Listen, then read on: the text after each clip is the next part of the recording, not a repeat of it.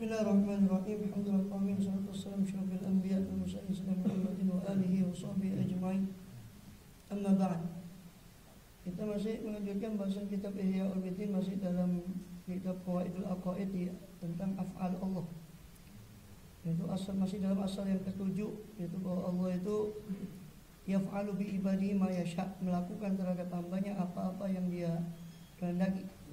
Kita sudah bahas panjang lebar bagaimana kesesatan pemahaman Mu'tazilah tentang bahwasanya Allah itu wajib berbuat sholat wal aslah, dengan perdebatan dialog antara Abu Hasim Abul Hasan Asy'ari dengan mertuanya sekaligus Syekhul Mu'tazilah Abul Hasim Al-Jubai tentang tiga orang itu.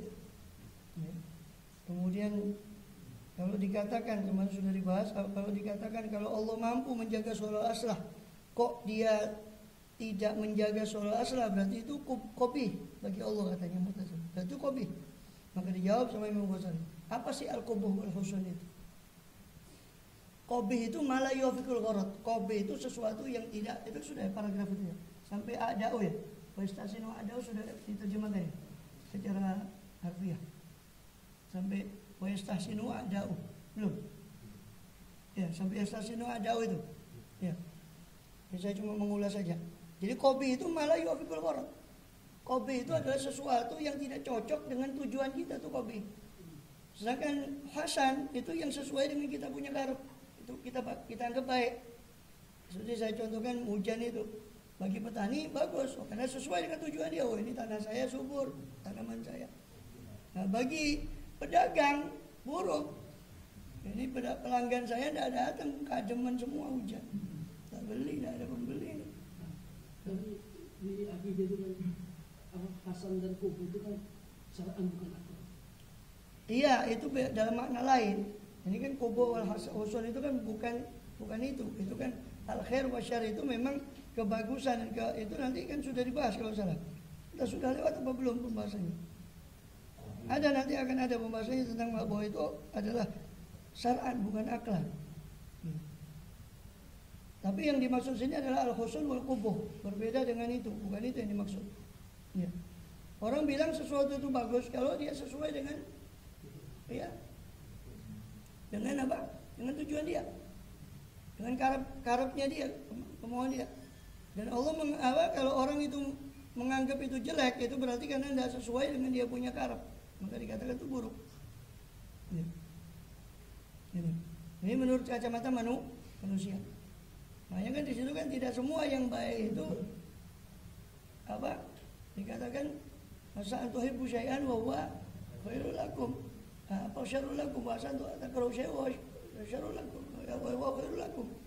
Kadang-kadang kalian membenci sesuatu padahal itu baik bagi kalian. Tapi kan menurut kacamata manusia lain. Bagus dan jelek menurut kacamata manusia itu, menurut kacamata manusia itu tidak ajak. Bagus menurut satu orang, jelek menurut orang lain. Makanya di situ perlulah syariat itu turun untuk menjelaskan mana yang baik dan mana yang buruk, karena tidak semua akan bisa menjangkau baik buruk itu. Ya. Maka tidak bisa dikatakan bahwa Allah itu kan katanya Mu'tazilah, Allah kalau memang mampu menjaga sholat wal aslah, ayatul aslah lil ibad, terus kok kemudian Allah kuasakan azab kepada hamba tadi, bahkan itu kobihan bagi Allah, itu buruk. Maka dijawab sama Imam Ghazali bahwa buruk itu yang tidak sesuai dengan kita punya maksud, jelek bagus itu yang sesuai dengan kita punya maksud. Sedangkan Allah kan tidak mungkin memiliki tendensi, memiliki maksud. Allah tidak punya tujuan seperti hujan tadi itu bagi pedagang jelek karena itu bakal merugikan dagangannya, bagi petani baik karena mereka punya tujuan, punya tendensi. Nah, Allah kan tidak punya itu semua, karena Allah maha dia tidak butuh, ghaniyun 'anil alamin. Allah tidak butuh kepada hambanya. Hatta yastabbi qudrat syakhsi awliya'u, sehingga menganggap buruk akan membunuh seseorang para aulianya, para kekasih orang itu justru menganggap walaupun bajingan umpama terbunuh, terbunuh, padahal dia memang penjahat karena dia terbunuh dalam maka keluarganya pun tetap menganggap itu suatu keburukan. Wa prestasi aduh, tapi musuhnya menganggap itu sebagai suatu menganggap bagus para musuhnya. Dengan terbunuhnya orang tadi, musuhnya si orang tadi senang. Tapi kekasihnya orang tadi merasa benci dengan pembunuh tadi kan gitu. Ya, karena bertentangan dengan maksud. Fa'in urida bil qabi malayu wa bil gharatul bari. Nah, lalu kalau diinginkan yang diurida yang dimaksud dengan qabi itu adalah ma. Apa sesuatu yang layu wafiku yang tidak mencocoki sesuai apa ma itu akan gharadul bari kepada tujuannya al-bari sang pencipta subhanahu wa ta'ala fa huwa muhalun, maka itu mustahil. Iz la gharadul lahu, sebab tidak ada tujuan bagi Allah SWT. Allah dah bagi kita tendensi tertentu sehingga ini Allah katakan ini buruk ini baik. Bagi Allah netral saja sama semua. Mau semua Allah hancurkan, mau semua Allah hidupkan, bagi Allah tidak ada benar. Fala yutasawwar min kubun. Kesimpulannya, la yutasawwaru tidak tergambar dari Allah itu qabihun, sesuatu yang jelek. Kama la yutasawwaru min dzulmun, sebagaimana tidak tergambar dari Allah itu apa suatu kezaliman pun. Idza la yutasawwaru min tasarrufu fi milkil ghair, sebab tidak tergambar dari Allah itu at-tasarrufu pendaya gunaan dalam milik orang lain. Semuanya milik Allah, lillahi ma bis samawati wa bil ardi. Tadi sudah kita bahas beberapa ayat yang menjelaskan. Semua milik Allah, Allah mau apakan itu milik dia. Maka tidak bisa dikatakan Allah itu zalim. Sebab zalim itu kan tasarrufu milkil ghair, mendaya gunakan milik orang lain, itu baru dikatakan zalim. Dengan bighairi hak, tanpa ada hak, itu baru dikatakan zalim. Nah, semua ini milik Allah, maka tidak mungkin Allah itu zalim. Wa in urida bil qabi ma la yafiqul gharadul ghair. Tapi kalau yang diinginkan dengan qabi, yang dimaksud dengan qabi itu adalah ma, ada sesuatu yang tidak sesuai apa ma tadi akan gharadul ghair, tujuan orang lain. Falima qultum inna dzalika alimuhal. Lalu mengapa kalian katakan sesungguhnya hal itu atas Allah itu mustahil? Oh, itu hubungannya dengan tujuannya si gharadnya orang lain, gharadnya manusia. Lalu bagaimana dikatakan kok dikaitkan Allah di situ, padahal itu gharadnya manusia kan? Kenapa kamu katakan itu mustahil bagi Allah? Itu karepe manusia. Wa hal hadza ila mujarradu tasyahin. Bukankah ini cuma sekedar tasyahin, keinginanmu saja, mengikuti syahwat saja. Ya syahadu bi khilafih, yang mana menyaksikan dengan sebaliknya, ma qad faradnahu, apa sesuatu yang qad faradnahu yang telah kami umpamakan. Apa ma tadi akan ma tadi min mukhasamati ahli nar, berupa perdebatan ahli neraka dalam dialog antara Abu Hasan Asy'ari dengan Abu Hasan juga. Ya. Yang kecil sama yang besar protes, ya Allah kenapa surga saya kecil? Kamu kan tidak beramal, sebelum balik saya matikan. Yang di neraka teriak, ya Allah kenapa? Kalau memang engkau tahu saya musyrik, kenapa tidak mematikan saja saya? Seperti anak kecil itu, saya ridho. Bahkan di bawah peringkat anak kecil itu pokoknya di surga saya ridho, katanya sih. Si orang yang di neraka. Ya. Tsumma innal hakim maknahu. Kemudian sesungguhnya yang dimaksud hakim yang bijaksana, orang bijaksana itu maknanya adalah al-alim bihaqaiqil asya, yang mengerti tentang hakikat segala sesuatu, itu hakim. Wal qadir ala ihkami fi'liha ala wifqi iradati, dan mampu untuk ihkam, menyempurnakan fi'liha perbuatannya, menyempurnakan membuat segala sesuatu ala wifqi iradati, menurut iradatnya, kehendaknya si alim tadi. Ya. Wa hadza min aina yujibu ri'ayatul aslah.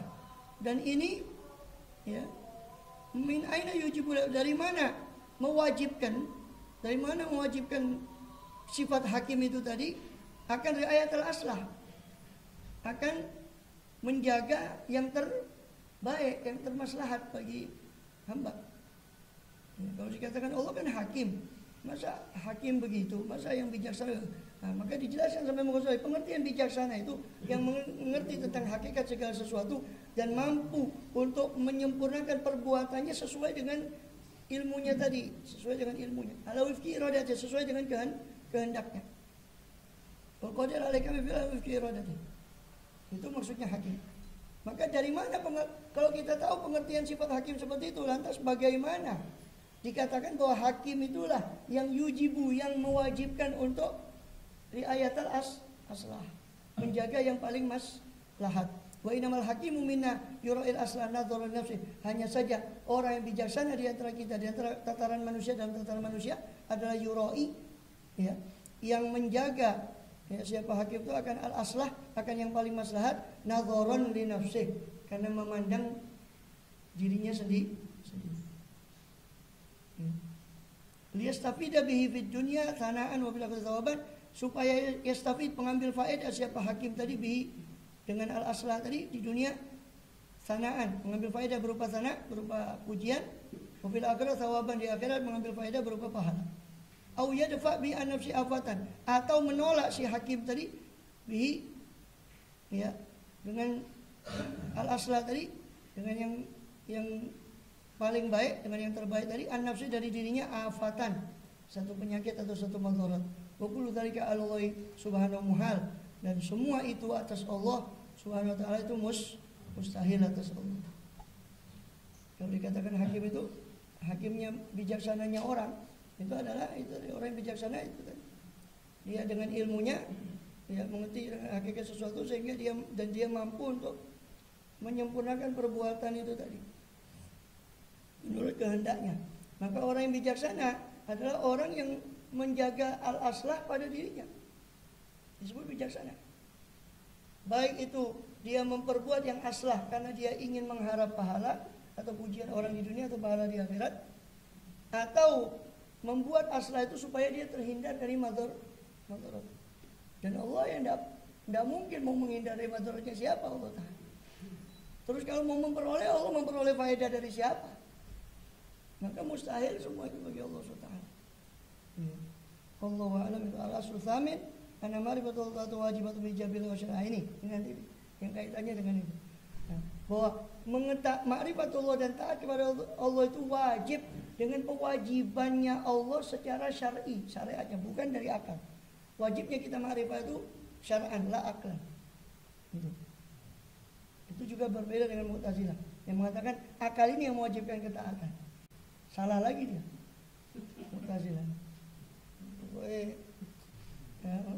Keliru. Allahu a'lam bishawab. Sirul Fatihah.